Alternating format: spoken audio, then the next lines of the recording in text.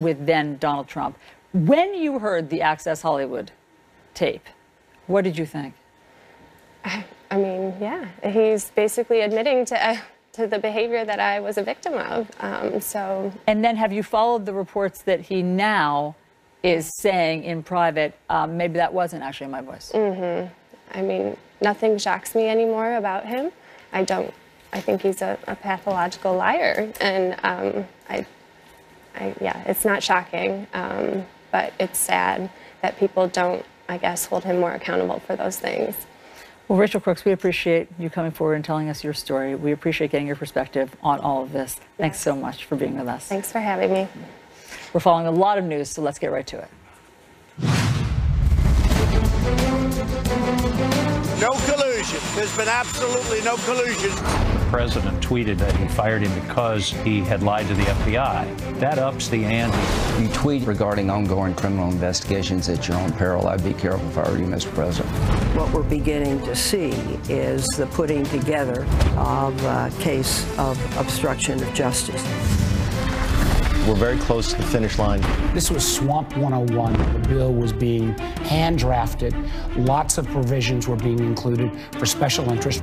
I'm not going to say I read every single letter on every single page, but have I read every aspect of that bill before it was fused together? Yes. We believe this will get the country performing better. This is New Day with Chris Cuomo and Allison Camerata. Good morning, everyone. Welcome to your new day. It is Monday, December 4th, 8 o'clock in the East, and we begin with breaking news. President Trump tweeting his endorsement of Roy Moore, the embattled Alabama Senate nominee, accused of child molestation.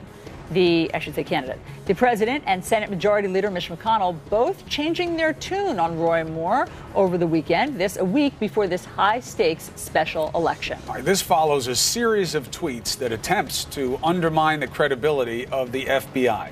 The president launching an extraordinary attack on the nation's top law enforcement agency, saying its reputation is in tatters, worst in history. Now, why is he doing that? That seems as clear as the language he's using about the FBI.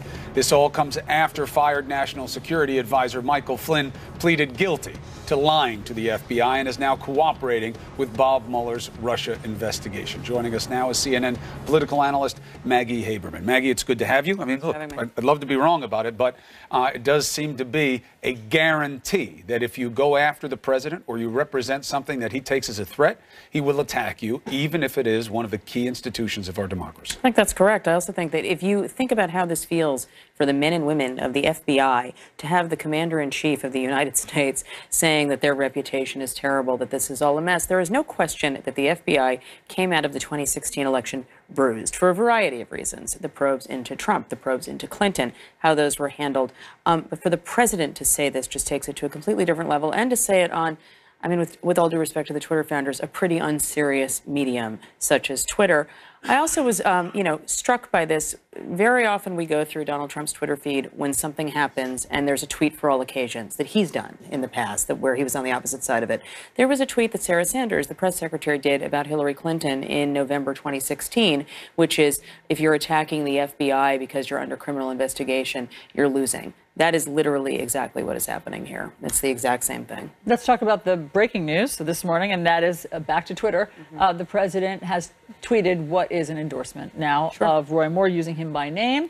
We need Republican Roy Moore to win in Alabama, the president tweeted. So he seems to be getting more brazen about his feelings about Roy Moore. For a while there, it was a little bit dicey about what to say, but this is as clear as day.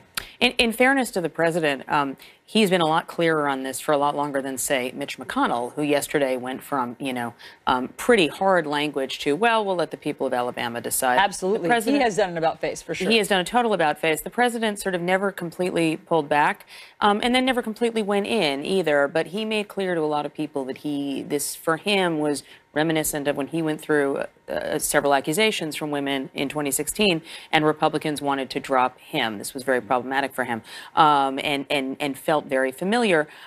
He wants tax reform. I mean, it's pretty simple. And it's but he doesn't even know where Roy Moore would have been on this bill. Obviously, he's not relevant to it. No.